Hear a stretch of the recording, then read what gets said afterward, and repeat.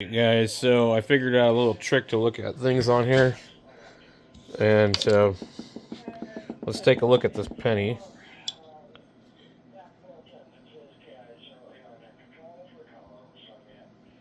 $19.76. Okay.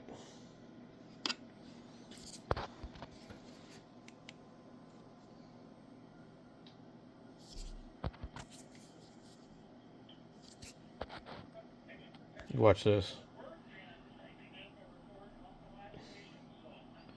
That is the outer edge of the penny that's scratched up. Alright.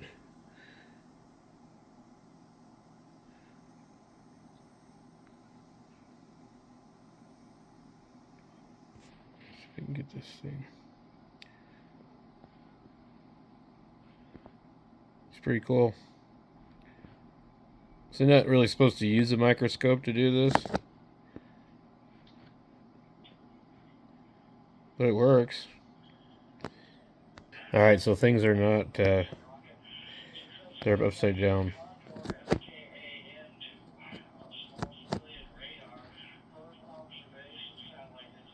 1976.